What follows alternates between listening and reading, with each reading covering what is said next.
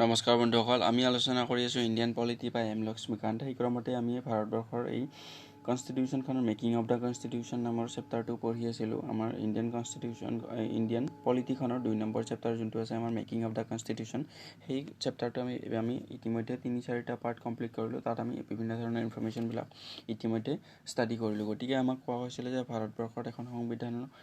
লগাৰ বাবে প্ৰথমতে ছাজেষ্ট কৰিছিলে 1934ত আমাৰ এন ৰয় নামৰ মানুহজনে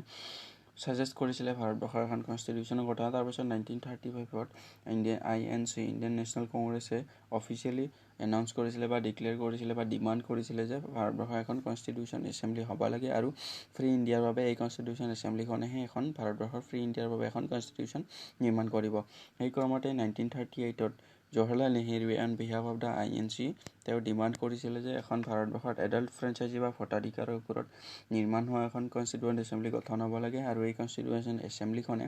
ভাৰতবৰ্ষৰ কনষ্টিটিউশ্যনখন নিৰ্মাণ কৰিব। গতিকে এই কথাটো 1938ত জৱাহৰলাল নেহৰুৱে অন বিহাফ অফ INC তেওঁলোকে ডিমাণ্ড এষ্টাব্লিছ কৰিছিলে। তাৰপাছত এই ডিমাণ্ডটো ব্ৰিটিছ গভৰ্ণমেণ্টৰ ফালৰ পৰা সঁহাৰি জনাই 1940ত আগষ্ট বুলি অফাৰ এটা প্ৰপ'জেল প্ৰদান কৰা হৈছিলে। তাৰপিছত সেই ক্ৰমতে আমাৰ 1942ত ক্ৰিপছ মিছন ভাৰতলৈ আহিছিলে আৰু মুছলিম লীগে এই ক্ৰিপছ মিছনখন বহিষ্কাৰ কৰিছিলে, কাৰণ তেওঁলোকে ভাৰতবৰ্ষখন 2টা নেশ্যনত ভাগ কৰিব বিচাৰিছিলে, ইণ্ডিয়া আৰু পাকিস্তান, আৰু তেওঁলোকে 2খন ছেপাৰেট কনষ্টিটিউশ্যন এছেম্বলিৰ ডিমাণ্ড কৰিছিলে। তাৰপিছত 1946ত ভাৰতবৰ্ষত আহিছিলে কেবিনেট মিছন প্লান, যাৰ জৰিয়তে ভাৰতবৰ্ষত এখন কনষ্টিটিউশ্যন এছেম্বলি গঠন কৰা হৈছিলে। তাৰপাছত আমাৰ এই 1946ত কেবিনেট মিছন প্লান ভাৰতবৰ্ষলৈ অহাৰ পাছত ভাৰতবৰ্ষত 1946ৰ জুলাই আগষ্টত ইলেকশ্যন কৰা হৈছিলে, য'ত 203খন চিট আমাৰ ইণ্ডিয়ান নেশ্যনেল কংগ্ৰেছে জিকিবলৈ সক্ষম হৈছিল, 73খন চিট মুছলিম লীগে জিকিবলৈ সক্ষম হৈছিলে। ইণ্ডিয়ান নেশ্যনেল কংগ্ৰেছে জিকিছিলে 208খন চিট তেওঁলোকে জিকিবলৈ সক্ষম হৈছিলে আৰু 73খন চিট আমাৰ ইণ্ডিয়ান যোনটো মুছলিম লীগে জিকিবলৈ সক্ষম হৈছিলে আৰু 15খন চিট আদাৰ যিবিলাক সৰু সৰু গ্ৰুপ আছিলে তেওঁলোকে জিকিবলৈ সক্ষম হৈছিলে আৰু 93খন চিট প্ৰভাইড কৰা হৈছিলে আমাৰ প্ৰিন্সলি ষ্টেটবিলাকক। কিন্তু প্ৰিন্সলি ষ্টেটবিলাকে এই কনষ্টিটিউৱেণ্ট এছেম্বলিত ভাগ নলওঁ বুলি তেওঁলোকে এই 93খন চিট আমাৰ বাদ পৰি গৈছিলে। তাৰপাছত লাহে লাহে আমি দেখিবলৈ পাইছিলোঁ যে প্ৰিন্সলি ষ্টেটেও এই মাউণ্ট বেটেন প্লেনৰ জৰিয়তে ভাৰতবৰ্ষৰ 3 জুন 1947 এই মাউণ্ট বেটেন প্লেনখনৰ জৰিয়তে ভাৰতবৰ্ষক দুভাগত বিভক্ত কৰা এই প্লেনটো লাহে লাহে মানুহে একচেপ্ট কৰিবলৈ ল'লে আৰু এই প্ৰিন্সলি ষ্টেটৰ মানুহবিলাকেও ভাৰতবৰ্ষৰ কনষ্টিটিউৱেণ্ট এছেম্বলিখনত ভাগ ল'বলৈ আৰম্ভ কৰিলে। যোনখন আমাৰ কনষ্টিটিউৱেণ্ট এছেম্বলিৰ প্ৰথম মিটিংখন আমি চাইছিলোঁ যে প্ৰথম মিটিংখন অনুষ্ঠিত হৈছিলে ডিচেম্বৰ 1946ৰ 9 ডিচেম্বৰ তাৰিখে অনুষ্ঠিত হৈছিলে আৰু 13 ডিচেম্বৰ তাৰিখে আমাৰ জৱাহৰলাল নেহৰুৱে কনষ্টিটিউৱেণ্ট এছেম্বলিৰ আগত নিজৰ অবজেক্টিভ ৰেজলিউশ্যনখন পঢ়ি শুনাইছিলে। তাৰপাছত আমি চাইছিলোঁ যে এই আমাৰ ভাৰতবৰ্ষৰ সংবিধানখন গঠন কৰাৰ বাবে 60খন আমাৰ ডিফাৰেণ্ট কাণ্ট্ৰিৰ সংবিধান আমাৰ কনষ্টিটিউশ্যন কনষ্টিটিউৱেণ্ট এছেম্বলি ষ্টাডি কৰিছিলে আৰু 2 বছৰ 11 মাহ 18 দিনৰ অন্তত আমাৰ ভাৰতবৰ্ষৰ সংবিধানখন নিৰ্মাণ কৰা হৈছিল আৰু ইয়াৰ কষ্ট আহিছিলে 64 লাখ। গতিকে এই কথাখিনি আমি লাষ্ট পাৰ্টত আমি আলোচনা কৰিছোঁ। গতিকে আজি আমি চাম এনেক্টমেণ্ট অফ দ্য কনষ্টিটিউশ্যন। গতিকে ভাৰতবৰ্ষৰ কনষ্টিটিউশ্যনখন কেনেধৰণে এনেক্ট কৰা হ'ল বা এপ্লাই কৰি দিয়া হ'ল বা ফ'ৰ্চত অনা হ'ল সেই গোটেই কথাখিনি আমি আলোচনা কৰিম। গতিকে ইয়াত দিয়া আছে doctor B.R. Ambedkar introduce the final draft of the constitution in the assembly on November 4, 1948। গতিকে November 4, 1948ত তেওঁ ড্ৰাফ্টখন প্ৰস্তুত কৰি কনষ্টিটিউশ্যন এছেম্বলিৰ আগত তেওঁ প্ৰস্তুত কৰিছিলে। ইয়াত দিয়া আছে the assembly had a general discussion on it for 5 days। গতিকে জেনেৰেল ডিছকাশ্যন এছেম্বলিয়ে কৰিছিলে 5 দিনৰ বাবে। তাত ইয়াত কৈছে the second reading started on November 15, 1948 and ended on October 17, 1949। গতিকে November 15, 1948ত ছেকেণ্ড ৰিডিংটো আৰম্ভ হৈছিলে আৰু October 17, 1949ত শেষ কৰিছিলে। ইয়াত দিয়া আছে during this stage as many as 7,653 amendments were proposed and 2,473 were actually discussed in the assembly। গতিকে এইখিনি এমেণ্ডমেণ্ট ছাজেষ্ট কৰা হৈছিলে আৰু 2,473টা এমেণ্ডমেণ্টছ ডিছকাছ কৰা হৈছিলে এই সময় পিৰিয়ডখিনিত। তাৰপিছত কোৱা হৈছে the third reading of the draft started on November 14, 1949। Doctor B.R. Ambedkar moved a motion. গতিকে তেওঁ এটা মোশ্যন মুভ কৰিছিলে ইয়াত কোৱা আছে the constitution as settled by the assembly be passed the motion on draft constitution was declared as passed on November 26 1949 গতিকে 26 নৱেম্বৰ তাৰিখে কনষ্টিটিউশ্যনখন গোটেই সৰ্বসন্মতিমতে পাছ হৈ যোৱা বুলি তেওঁ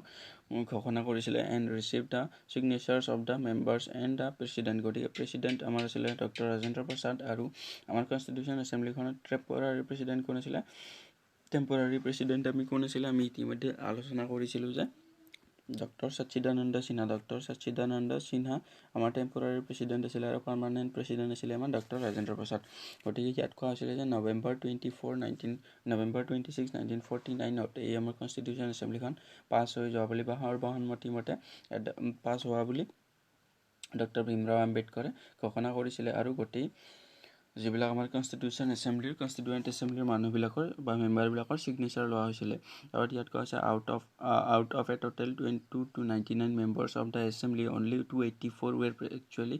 present on that day and signed the constitution গতিকে 284 জন মানুহে এই কনষ্টিটুৱেণ্টখনৰ ফাইনেল যোনটো পাছ হোৱাৰ মোশ্যন নৱেম্বৰ 26 1949 ছিগনেচাৰ কৰিছিলে ইয়াত কোৱা হৈছে this is also' the date mentioned in the preamble as the date on which the people of India in the constituent assembly adopted enacted and gave to themselves this constitution গতিকে আমাৰ প্ৰিএম্বল বা প্ৰস্তাৱনাত এই ডেটটোৱে নৱেম্বৰ 26 1949 ডেটটো আমাৰ প্ৰিএম্বল বা প্ৰস্তাৱনাটোত এই 26 নৱেম্বৰ 1949 এই ডেটটোৱে আমাৰ ইনক্লুড কৰা হৈছে বা এই ডেটটো দিয়া আছে যে এই ডেটটোতে আমাৰ ভাৰতবৰ্ষৰ মানুহে আমাৰ নিজৰ কনষ্টিটিউশ্যনখন প্ৰভাইড কৰে বা তেওঁলোকে কনষ্টিটিউশ্যনখন এডপ্ট কৰে বুলি আমাৰ উল্লেখ কৰা আছে তাৰপিছত ইয়াত দিয়া আছে the constitution as adopted on November 26 1949 contained a preamble গতিকে এইটো খুব বেছি ইম্পৰ্টেণ্ট ইনফৰ্মেশ্যন কেইটা আমাৰ কণ্টেইনড এ প্ৰিএম্বল আমাৰ ভাৰতবৰ্ষৰ সংবিধানখনৰ এটা প্ৰিএম্বল আছিলে 395 আৰ্টিকল আছিলে আৰু 8টা স্কেডিউলছ আছিলে গতিকে এই নৱেম্বৰ 26 1949 ভাৰতবৰ্ষই এডপ্ট কৰা নৱেম্বৰ 26 1949 ভাৰতবৰ্ষৰ কনষ্টিটিউশ্যন এছেম্বলিয়ে ভাৰতবৰ্ষৰ কনষ্টিটিউশ্যনখন এডপ্ট কৰিছিলে বা ভাৰতবৰ্ষৰ মানুহে এডপ্ট কৰিছিলে 26 নৱেম্বৰ 1949 আৰু সেই অৰিজিনেল কনষ্টিটিউশ্যনখনত আমাৰ ভাৰতবৰ্ষত এটা প্ৰিএম্বল আছিলে বা প্ৰস্তাৱনা আছিলে 395টা আৰ্টিকল আছিল আৰু 8টা স্কেডিউল আছিল the preamble was enacted after the entire constitution was already enacted তাৰপিছত ইয়াত কোৱা হৈছে doctor B R Ambedkar the then law minister piloted the draft commission in the assembly he took a very prominent part in the deliberation of the assembly he was known for his logical forceful and persuasive arguments on a floor of the assembly he is recognized as the father of the constitution of India গতিকে this is very important information আমি এই ভীমৰাও আম্বেদকাৰৰ father of the Indian constitution বুলিও জানো তাৰপাছত ইয়াত কোৱা হৈছে the brilliant writer constitutional expert undisputed leader of the scheduled caste গতিকে তেওঁ স্কেডিউল কাষ্টক ৰিপ্ৰেজেণ্ট কৰিছিলে and the chief architect of the constitution of India গতিকে ভাৰতবৰ্ষৰ কনষ্টিটিউশ্যনৰ চিফ আৰ্কিটেক্ট বুলি আমি কাক কওঁ আমি ডক্টৰ ভীমৰাও আম্বেদকাৰ গতিকে আমি father of the constitution of India আমি আহি থকা এক্সামত দেখা পাওঁ আমাৰ এক্সামত কনফিউজ কৰাৰ বাবে দিব পাৰে গতিকে chief architect of the Indian constitution বুলি আমি কাক কওঁ ডক্টৰ ভীমৰাও আম্বেদকাৰ আৰু তেওঁক he is also' known as modern মানুহ গতিকে this is very important information গতিকে he is also' known as modern মানুহ তেওঁক আমি চিফ আৰ্কিটেক্ট বুলি কওঁ আৰু তেওঁক আমি কওঁ father of the constitution of India আৰু এই আমাৰ অৰিজিনেল কনষ্টিটিউশ্যনখনৰ এটা প্ৰিএম্বল আছিলে 395টা আৰ্টিকল আছিলে আৰু 8টা স্কেডিউল আছিলে গতিকে this is very important information তাৰপিছত দিয়া আছে enforcement of the constitution some provisions of the constitution pertaining to citizenship elections provisional parliament temporary and transitional provisions and short title contained in articles গতিকে এই কেইটা provision থকা বা এই কেইটা আৰ্টিকলৰ লগত ৰিলেটেড বিভিন্ন ধৰণৰ আইন কানুনখিনি আমাৰ 26 নৱেম্বৰ 1949 পৰাই লাগু হৈ গৈছিলে বা কাৰ্যকৰী হৈ গৈছিলে গতিকে সেইখিনি কথা ইয়াত উল্লেখ কৰা হৈছে তাৰপাছত ইয়াত দিয়া আছে যে the remaining provisions of the constitution came into force on January 26 1950 গতিকে এই আৰ্টিকল কেইটাৰ বাদে আমাৰ যিখিনি ৰিমেইনিং provision আছিলে ভাৰতবৰ্ষৰ সংবিধানখনৰ 26 জানুৱাৰী 1950 বাকি এই সংবিধানখন আমি ফ'ৰ্চত অহা বুলি বা প্ৰেক্টিকেলি এপ্লাইড অহা বুলি আমি কওঁ গতিকে ইয়াত সেইখিনি কথাই কোৱা আছে the remaining provisions of the constitution came into force on January 26, 1950 ইয়াত দিয়া আছে this day is referred to in the constitution as the date of its commencement গতিকে ডেট অফ ইটছ কমেঞ্চমেণ্ট বুলি আমি আমাক সুধিব পাৰে what is the date of the commencement of Indian constitution বুলি যদি আমাক সোধে তেতিয়াহ'লে January 26, 1950 and celebrated as the republic day গতিকে এই দিনটোৱে আমি ৰিপাব্লিক ডে হিচাপে আমি চেলিব্ৰেট কৰোঁ তাৰপিছত আমাৰ তলত কিছু ইনফৰ্মেশ্যন দিয়া আছে January 26 was specially chosen as the date of commencement গতিকে আমি ডেট অফ কমেঞ্চমেণ্ট বুলি আমি চুজ কৰিছিলোঁ জানুৱাৰী 20 আমি ইতিমধ্যে দেখিলোঁ যে নৱেম্বৰ 26, 1949 আমাৰ ভাৰতবৰ্ষৰ সংবিধানখন এডপ্ট কৰা হৈছিলে গতিকে এই নৱেম্বৰ 26, 1949 ৰেডি হোৱা কনষ্টিটিউশ্যনখন আমি দুমাহ ৱেইট কৰি নৱেম্বৰ ডিচেম্বৰ জানুৱাৰী দুমাহ ৱেইট কৰি 26 জানুৱাৰী 1950লৈকে আমি কিয় বাদ চলোঁ সম্পূৰ্ণৰূপে ফ'ৰ্চ কৰিবলৈ বা সম্পূৰ্ণৰূপে এপ্লাই কৰিবলৈ গতিকে এই 26 জানুৱাৰীৰ ডেটটোৰ মহত্ব ৰখাৰ বাবে আমি এই 26 জানুৱাৰী 1950ত আমি এই 26 জানুৱাৰীটো এজ এ ডেট অফ কমেঞ্চমেণ্ট বুলি চিলেক্ট কৰিছিলোঁ গতিকে এই ডেটটোৰ কি মহত্ব আছিলে এই কথাখিনি ইয়াত কোৱা হৈছে January 26 was specially chosen as the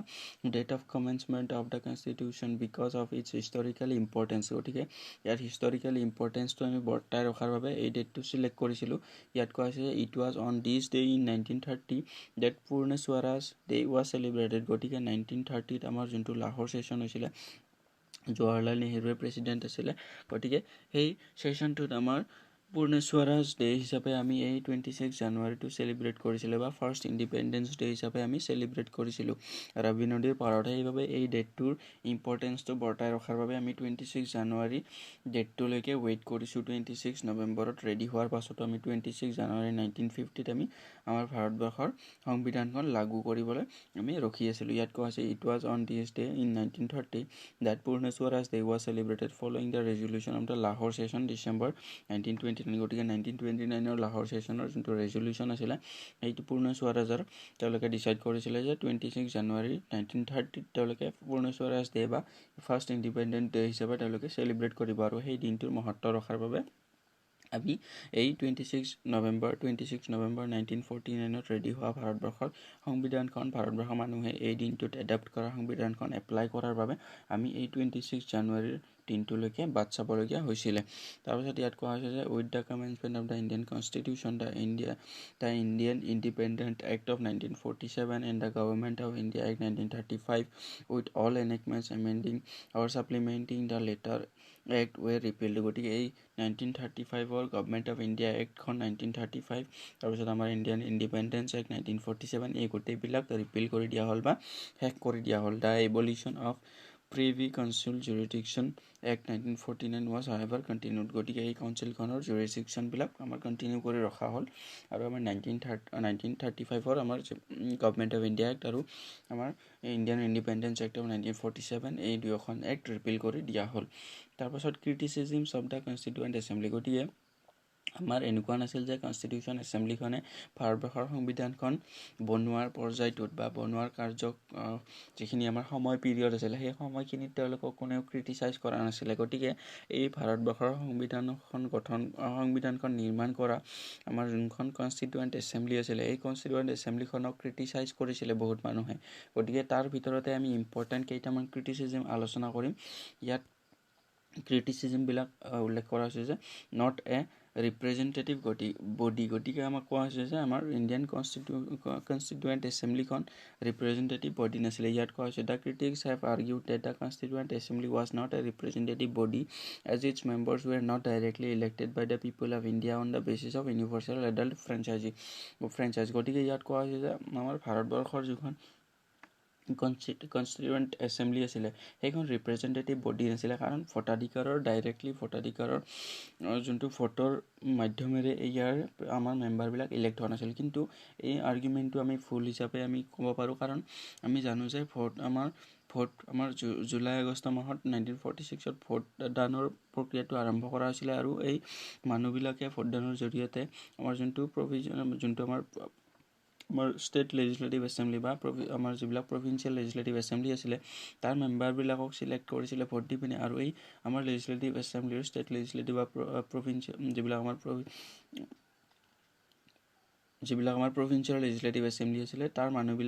মানুহ চিলেক্ট কৰি আমাৰ কনষ্টিটিউৱেণ্ট এছেম্বলিখন গঠন কৰিছিলে গতিকে এইটো ইনডাইৰেক্টলি ভোটাধিকাৰৰ জৰিয়তে হৈছিলে গতিকে এই আৰ্গুমেণ্টটো আমি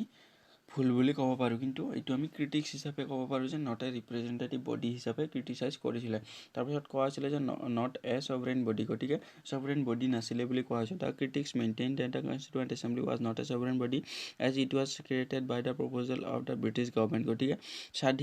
এইখন এখন স্বাধীন বডি হিচাপে তেওঁলোকে মানা নাছিলে বা ক্ৰিটিক্সবিলাকে কৈছিলে যে কাৰণ আমাৰ ব্ৰিটিছসকলৰ প্ৰপ'জেলৰ বা তেওঁলোকৰ সহায়ৰ ফলতহে এই কনষ্টিটিউৱেণ্ট এছেম্বলিখন নিৰ্মাণ কৰা হৈছিলে further they said the assembly held its session with the permission of the British government গতিকে ব্ৰিটিছ গভৰ্ণমেণ্টৰ পাৰ্মিশ্যন লৈহে তেওঁলোকে ছেছনবিলাক আৰম্ভ কৰিছিলে গতিকে সেইবাবে এই এছেম্বলিখনক এখন স্বাধীন এছেম্বলি হিচাপে তেওঁলোকে কোৱা নাছিলে ক্ৰিটিক্সবিলাকে তাৰপিছত টাইম কনজিউমিং গতিকে আমি জানো যে ভাৰতবৰ্ষৰ সংবিধানখন গঠন কৰোঁতে 2 বছৰ 11 মাহ 18 দিনৰ সময় লাগিছিলে গতিকে এই 2 বছৰ 11 মাহ 18 দিনৰ সময় লগাৰ বাবে খুব দীঘলীয়া সময় বুলি কৈছিলে গতিকে কিছুমান ক্ৰিটিক্সে কৈছিলে যে এই ভাৰতবৰ্ষৰ কনষ্টিটিউৱেণ্ট এছেম্বলিখন বহুত টাইম কনজিউমিং বুলি কৈছিলে গতিকে ইয়াত কোৱা আছে according to the critics the constituent assembly took unduly long time to make the constitution গতিকে কনষ্টিটিউশ্যনখন বনোৱাৰ বাবে খুব বেছি সময়ৰ তেওঁলোকে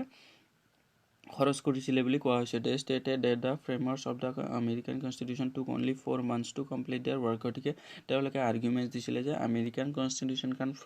ফৰ্ম কৰোঁতে কেৱল 4 মাহৰ সময় লাগিছিলে গতিকে ভাৰতবৰ্ষৰ সংবিধানখন ফৰ্ম কৰোঁতে 2 বছৰ 11 মাহ 18 দিনৰ সময় লাগিছিলে গতিকে সেইবাবে তেওঁলোকে কৈছিলে যে আমাৰ ভাৰতবৰ্ষৰ যোনখন আমাৰ কনষ্টিটিউৱেণ্ট এছেম্বলি হৈছে তেওঁলোকে খুব বেছি টাইম খৰচ কৰিছে তাৰপিছত ইয়াত কোৱা হৈছে যে in this context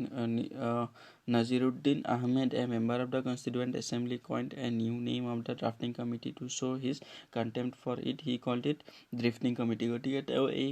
time consuming নেচাৰটোৰ বাবে আমাৰ কনষ্টিটিউৱেণ্ট এছেম্বলিক এটা নতুন নামেদি মাতিছিলে যে ড্ৰিফটিং কমিটি গতিকে আমাক কুৱেশ্যনত সুধিব পাৰে যে আমাৰ ড্ৰাফটিং যোনখন আমাৰ কনষ্টিটিউশ্যন এছেম্বলিখনৰ ড্ৰাফটিং কমিটিখনক কোনে ড্ৰিফটিং কমিটি হিচাপে কৈছিলে ড্ৰিফটিং কমিটি বুলি নামাকৰণ কৰিছিলে গতিকে আমি তেতিয়া ক'ব লাগিব যে নাজিৰুদ্দিন আহমেদে এই ড্ৰাফটিং কমিটিখনক তেওঁৰ এই টাইম কনজিউমিং নেচাৰটোৰ বাবে ড্ৰিফটিং কমিটি বুলি তেওঁ ৰিফাৰ কৰিছিলে বা কৈছিলে তাৰপিছত ইয়াত কৈছিলে যে ডমিনেটেড বাই কংগ্ৰেছ গতিকে কিছুমান ক্ৰিটিক্সে কৈছিলে যে আমাৰ ভাৰতবৰ্ষৰ কনষ্টিটিউৱেণ্ট এছেম্বলিখনৰ ডমিনেটেড বাই কংগ্ৰেছ গতিকে কংগ্ৰেছৰ মেম্বাৰ হিচাপে বা কংগ্ৰেছৰ মেম্বাৰ বেছি থকা বুলি কৈছে কিন্তু আমি জানো যে সেই সময়ত 1947 সেই সময়ছোৱাখিনিত ভাৰতবৰ্ষত এনেকুৱা ধৰণৰ কোনো ধৰণৰ ডাঙৰ দল নাছিলে মানে আমাৰ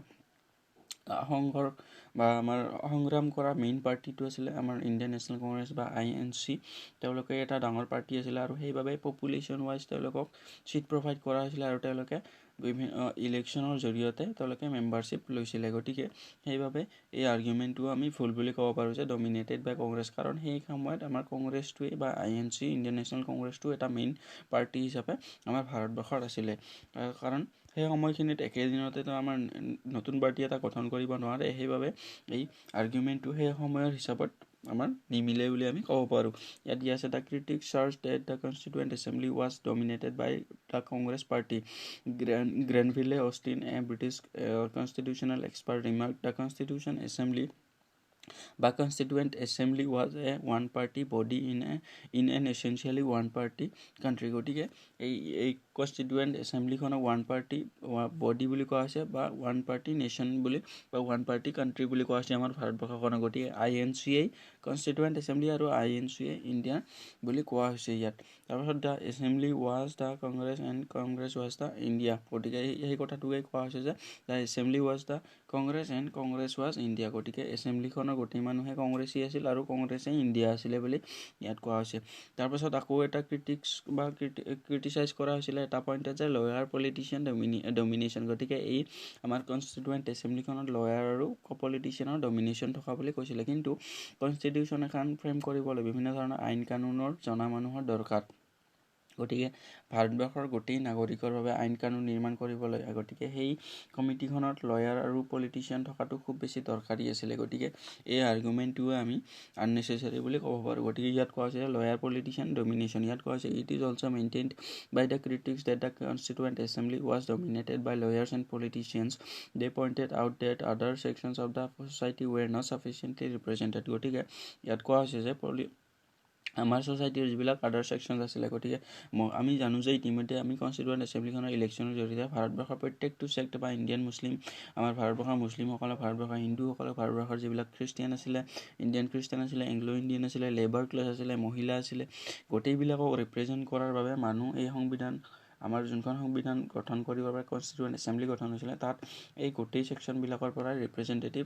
আমাৰ আৰু SC/ST বা স্কেডিউল কাষ্ট, স্কেডিউল ট্ৰাইব এই গোটেই মানুহবিলাকৰ পৰা ৰিপ্ৰেজেণ্টেটিভ তাত অংশগ্ৰহণ কৰিছিলে। গতিকে ইয়াত কোৱা হৈছে যে এই ক্ৰিটিক্সটোত বা ইয়াত ক্ৰিটিচাইজ কৰি পিনে কোৱা হৈছে যে ছ'চাইটিৰ বিভিন্ন ছেকশ্যনবিলাকৰ পৰা ৰিপ্ৰেজেণ্ট কৰিব পৰা মানুহ তাত ছাফিচিয়েণ্ট নাছিলে বা ৰিপ্ৰেজেণ্টেটিভ ছাফিচিয়েণ্টলি প্ৰভাইড কৰা হোৱা নাছিল। লয়াৰ আৰু পলিটিচিয়ানেহে ডমিনেট কৰিছিলে বুলি ইয়াত কোৱা হৈছে। ইয়াত কোৱা হৈছে this to them in the main reason for the bulkiness and complicated language of the constitution. গতিকে সেইবাবে কোৱা হৈছে যে আমাৰ ভাৰতবৰ্ষৰ কনষ্টিটিউশ্যনখনৰ লেংগুৱেজটো খুব বেছি কমপ্লিকেটেড বা সাধাৰণ মানুহে বুজিব নোৱাৰে। কিন্তু আমি জানো যে আমাৰ ভাৰতবৰ্ষৰ সংবিধানখন আৰ্টিকুলেট কৰিবৰ বাবে বা বুজাই দিয়াৰ বাবে আমাৰ সুপ্ৰিম কোৰ্ট আছে। তাৰপাছত আমাক দিয়া আছে ডমিনেটেড বাই হিন্দুজ। গতিকে আমাৰ সংবিধানখন গঠন কৰা আমাৰ কনষ্টিটুৱেণ্ট এছেম্বলিখন ডমিনেটেড বাই হিন্দুজ বুলি কোৱা হৈছে যে হিন্দু মানুহৰ তাত পাৰ্টিচিপেশ্যন বেছি আছিলে। ইয়াত কোৱা হৈছে according to some critics the constituent assembly was a Hindu dominated body. গতিকে কোৱা হৈছে যে হিন্দু ডমিনেটেড বডি। আমি ইতিমধ্যে জানো যে আমাৰ ভাৰতবৰ্ষৰ কনষ্টিটুৱেণ্ট এছেম্বলিৰ আমি ইতিমধ্যে জানো যে কনষ্টিটুৱেণ্ট এছেম্বলিৰ মেম্বাৰসকলক প্ৰত্যেক 10 লাখৰ মানুহৰ বিপৰীতে এটা ছিট প্ৰভাইড কৰা হৈছিলে। গতিকে সেই সময়ত আমাৰ ভাৰতবৰ্ষত হিন্দু মানুহ বেছি আছিলে বাবে আমাৰ হিন্দু মানুহে ছিট বেছি পাইছে। গতিকে প্ৰত্যেকটো সমাজৰ প্ৰত্যেকটো ছেকশ্যনক তেওঁলোকে পপুলেশ্যন ৱাইজ তেওঁলোকে ছিট প্ৰভাইড কৰিছিলে। গতিকে এই আৰ্গুমেণ্টটো আমি সম্পূৰ্ণ আননেচেচাৰী বুলি ক'ব পাৰোঁ। গতিকে ইয়াত আমাক কিছুমান ইম্পৰ্টেণ্ট ফেক্টছ দিয়া আছে, খুব বেছি ইম্পৰ্টেণ্ট। গতিকে কনষ্টিটিউশ্যনখনৰ ৰিগাৰ্ডিং কিছুমান আমাৰ ইম্পৰ্টেণ্ট ফেক্টছ ইয়াত দিয়া আছে। গতিকে এই ফেক্টছখিনি এক্সাম পাৰ্চপেক্টিভৰ কাৰণে খুব বেছি দৰকাৰী। গতিকে ইয়াৰ ফেক্টছখিনি ইয়াত দিয়া আছে যে elephant was adopted as the symbol of the constituent assembly. গতিকে হাতী বা ইলেফেণ্ট আমি এডপ্ট কৰিছিলোঁ কনষ্টিটুৱেণ্ট এছেম্বলিখনৰ চিম্বল হিচাপে। খুব বেছি important, very very important information. গতিকে আমাক সুধিব পাৰে কনষ্টিটুৱেণ্ট এছেম্বলিখনৰ চিম্বল কি আছিলে। গতিকে এলিফেণ্ট। গতিকে এলিফেণ্ট আমি এডপ্ট কৰিছিলোঁ কনষ্টিটুৱেণ্ট এছেম্বলিখনৰ চিম্বল হিচাপে। তাৰপাছত কোৱা হৈছে যে ছাৰ বি এন ৰাও। গতিকে ছাৰ বি এন ৰাও আছিলে আমাৰ কনষ্টিটিউশ্যনেল এডভাইজাৰ। গতিকে কনষ্টিটিউশ্যনেল এডভাইজাৰ কোন আছিলে? Sir B N Rau. গতিকে ছাৰ বি এন ৰাও আছিলে কনষ্টিটিউশ্যনেল এডভাইজাৰ। আমাক বিভিন্ন ধৰণৰ এক্সামত আমি সুধি থকা দেখা পাওঁ যে কনষ্টিটিউশ্যনখনৰ এডভাইজাৰ কোন আছিলে বা লিগেল এডভাইজাৰ কোন আছিলে? Sir B N Rau. তাৰপিছত কোৱা হৈছে H.V.R. Ayyangar was the secretary of the constituent assembly. গতিকে কনষ্টিটুৱেণ্ট এছেম্বলিখনৰ প্ৰেচিডেণ্টৰ নাম আমি চবেই জানো ডক্টৰ ৰাজেন্দ্ৰ প্ৰসাদ, কিন্তু আমি ছেক্ৰেটাৰীজনৰ নামো জানিব লাগিব। আমাক এক্সামত সুধি দিব পাৰে। H.V.R. আয়াংগাৰ আছিলে কনষ্টিটুৱেণ্ট এছেম্বলিখনৰ ছেক্ৰেটাৰী। তাৰপিছত কোৱা হৈছে S.N. Mukherjee was the chief draftsmen of the constitution in the constituent assembly. গতিকে কনষ্টিটুৱেণ্ট এছেম্বলিখনৰ চিফ ড্ৰাফ্টমেন কোন আছিলে? S.N. মুখাৰ্জী। তাৰপাছত আমাক দিয়া আছে Prem Bihari Narayan Raizada was the calligrapher. Calligrapher মানে হ'ল যোনে আখৰৰ ডিজাইন কৰিছিলে, তেওঁক আমি কেলিগ্ৰাফাৰ বুলি কওঁ। ইয়াত দিয়া আছে Prem Bihari Narayan Raizada was the calligrapher of the Indian constitution. গতিকে আমাৰ ইণ্ডিয়ান কনষ্টিটিউশ্যনখনৰ কেলিগ্ৰাফাৰ কোন? এই কুৱেশ্যনটো আমি বহুতকেইটা এক্সামত আহি থকা দেখা পাওঁ। মই নিজেই এটেম্প্ট কৰিছোঁ। এই প্ৰশ্নটোৰ উত্তৰ হ'ল কেলিগ্ৰাফাৰ আছিলে Prem Bihari Narayan Raizada was the calligrapher of Indian constitution. গতিকে নেক্সট দিয়া আছে the original constitution was hand written by him. গতিকে তেওঁ হাতে লিখিছিলে ভাৰতবৰ্ষৰ গোটেই বিশ্বৰ ভিতৰতে দীৰ্ঘতম কনষ্টিটিউশ্যন বা সংবিধানখন প্ৰেম বিহাৰী নাৰায়ণ ৰায়জাদাই হাতেৰে লিখিছিলে। গতিকে খুব বেছি ইম্পৰ্টেণ্ট ইনফৰ্মেশ্যন হৈ যায়। তাৰপিছত ইয়াত দিয়া আছে the original version was beautified and decorated by artist from Shantiniketan including Nandalal Bose and Beohar Ram Manohar Sinha. গতিকে this is very important. Decorated and beautified by Nandalal Bose and Beohar Ram Manohar Sinha. তাৰপাছত দিয়া আছে ব্যৱহাৰ Ram Manohar Sinha illuminated, beautified and ornamented the original preamble calligraphed by Prem Bihari Narayan Raizada. গতিকে ভাৰতবৰ্ষৰ কনষ্টিটিউশ্যনখনৰ আমাৰ যোনটো প্ৰিএম্বল আছে, যোনটো প্ৰস্তাৱনা আছে, সেইটো কেলিগ্ৰাফ বাই প্ৰেম বিহাৰী নাৰায়ণ ৰায়জাদা। তাৰপাছত আমাক দিয়া আছে যে the calligraphy of the Hindi version of the original constitution was done by Vasant Krishna Vaidya and elegantly decorated and illuminated by Nandalal Bose. গতিকে হিন্দী ভাৰ্জনটো আমাৰ কোনে লিখিছিলে বা calligraphed by Hindi version of the Indian constitution Vasant Krishna Vaidya. This is very important. গতিকে this was all about the making of the constitution, যোনটো আমাৰ chapter 2 আছিলে। গতিকে তাৰ লগত ৰিগাৰ্ডিং আমি যিখিনি ইনফৰ্মেশ্যন আছিলে সেই গোটেইখিনি কথা আমি আলোচনা কৰিলোঁ। তাৰপাছত আমি এই পাৰ্টটোত আমি আলোচনা কৰিলোঁ যে আমি কি আমাৰ ভাৰতবৰ্ষৰ সংবিধান বা কনষ্টিটিউশ্যন কনষ্টিটিউৱেণ্ট এছেম্বলিখনে কেনেধৰণৰ ক্ৰিটিচিজিম সহ্য কৰিবলগীয়া হৈছিলে বা তেওঁলোকক ডমিনেটেড বাই কংগ্ৰেছ মেম্বাৰ্ছ বুলি কোৱা হৈছিলে, বা ভাৰতবৰ্ষৰ কনষ্টিটিউৱেণ্ট এছেম্বলিখনৰ লয়াৰ আৰু পলিটিচিয়ানৰ ডমিনেশ্যন থকা বুলি কৈছিলে, বা লয়াৰ পলিটিচিয়ানে বেছি ভৰি থকা বুলি কৈছিলে। ছ'চাইটিৰ বেলেগ ভাগবিলাকৰ পৰা মানুহৰ ৰিপ্ৰেজেণ্টেশ্যন খুব নাছিলে বুলি কোৱা হৈছে। তাৰপাছত আমাক কোৱা হৈছিলে যে টাইম কনজিউমিং বুলি কোৱা হৈছিলে আমাৰ কনষ্টিটিউৱেণ্ট এছেম্বলিখনক, আৰু টাইম কনজিউমিং হোৱাৰ বাবে এই ড্ৰাফটিং কমিটিখনক ড্ৰিফটিং কমিটি বুলি কৈছিলে নিজামুদ্দিন আহমেদ নামৰ মানুহজনে। আমাৰ যোনটো নাজিৰুদ্দিন আহমেদ নামৰ মানুহজনে তেওঁক কৈছিলে যে ড্ৰাফটিং কমিটিখনক ড্ৰিফটিং কমিটি হিচাপে তেওঁ নাম দিছিলে টাইম কনজিউমিং হোৱাৰ বাবে। তাৰপাছত ডমিনেটেড বাই হিন্দুজ বুলি কৈছিলে। তাৰপাছত লয়াৰ আৰু পলিটিচিয়ানৰ ডমিনেশ্যন থকা বুলি কৈছিলে, আৰু নট এ ৰিপ্ৰেজেণ্টেটিভ বডি বুলিও কৈছিলে যে ভাৰতবৰ্ষৰ যোনখন কনষ্টিটিউৱেণ্ট এছেম্বলি আছে সেইখন এখন ৰিপ্ৰেজেণ্টেটিভ বডি বা এডাল্ট ফ্ৰেঞ্চাইজিৰ ভোটৰ আধাৰত নিৰ্ধাৰিত এখন ৰিপ্ৰেজেণ্টেটিভ বডি নহয় বুলি কৈছিলে, বা আৰু আকৌ কৈছিলে যে ছভৰেইন এখন বডি নহয় বা স্বাধীন বডি এখন নহয়, কাৰণ ব্ৰিটিছৰ পাৰ্মিশ্যন লৈহে তেওঁলোকে নিজৰ ছেছনবিলাক, আৰু এই আমাৰ কনষ্টিটিউৱেণ্ট এছেম্বলিখন ব্ৰিটিছৰ প্ৰপ'জেলতহে গঠন কৰা হৈছিলে বাবে আমাৰ ভাৰতবৰ্ষৰ যিখন কনষ্টিটিউৱেণ্ট এছেম্বলি আছে সেইখনক স্বাধীন বুলি কোৱা হোৱা নাছিলে। তাৰপাছত আমি আকৌ ইনফৰ্মেশ্যন পাইছিলোঁ যে আমাৰ ভাৰতবৰ্ষত 26 নৱেম্বৰ 1949 ভাৰতবৰ্ষৰ কনষ্টিটিউশ্যনখন এডপ্ট কৰা হৈছিলে, আৰু কিছু প্ৰভিজন এইটো তাৰিখতে আমাৰ লাগু হৈ গৈছিলে বা এপ্লাই হৈ গৈছিলে। তাৰপাছত আমি 26 জানুৱাৰী 1950লৈকে আমি ৱেইট কৰিছিলোঁ, কাৰণ আমি 1929 লাহোৰ ছেশ্যনত আমি ৰেজুলিউশ্যন পাছ কৰিছিলোঁ যে 26 জানুৱাৰী 1930 আমি ৰাভি নদীৰ পাৰত আমি ফাৰ্ষ্ট পূৰ্ণ স্বৰাজ ডে চেলিব্ৰেট কৰিছিলোঁ 26 জানুৱাৰী তাৰিখে 1930। সেইবাবে আমি এই 26 জানুৱাৰী দিনটোৰ মহত্বটো ৰাখিবৰ কাৰণে আমি 26 জানুৱাৰী 1950